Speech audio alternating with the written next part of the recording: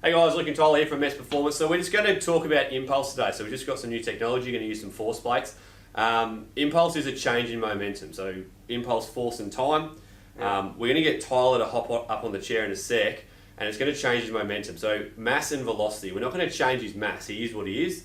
But obviously when he steps off the chair, he's going to increase his velocity and therefore increase his momentum. So we're going to do two trials. You want to jump up now, Tyler? Jump up on the chair. We're going to do one trial where he doesn't bend his legs. And another trial where he does bend his legs significantly. Both scenarios, he should have the same momentum, but we're going to change the time component of Impulse to change the forces. So let me just jump around the camera now, Tyler. Alright, so he's up here. He's going to land onto the force plate. So for the first trial, we're going to go straight-legged. Away we go, Tyler. Cool, and jump back up. We'll do the second trial. This time we're going to do bent legs. There we go. Beautiful. All right, let's have a look at the data over here.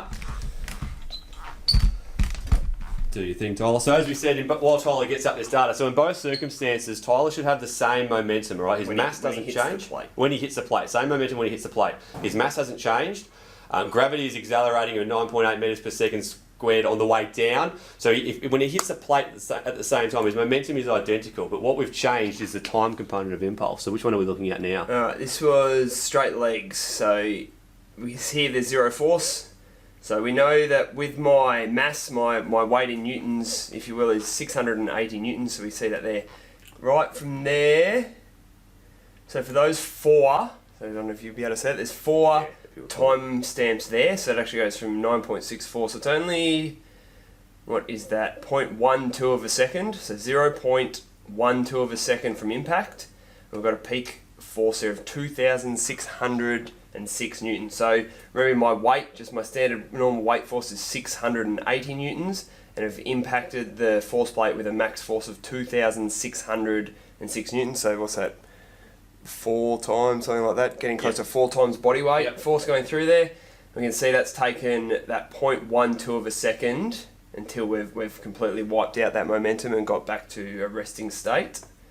Now if we go down to the bent legs, if I can see what I'm doing. Alright, so in this case we can see we've impacted here, we can see our force go up, and all the way through there, that force is above body weight. So 680 newtons there, that's when it returned to a normal body weight. So in this case, we've taken, as opposed to that 0.1 of a second, this time it's up to 0.48 of a second. So from that 0.12, so it's 4 times as much time. And as opposed to that peak force before of 2,600 newtons, the peak force here is only 1,800 newtons. So down from, what did we say, 4 times body weight to less than 3 times body weight in terms of peak force there. I mean, so that's exerted over a much longer period of time. Cool. So just in quick summary, guys, as Tyler said here, can I jump in, mate?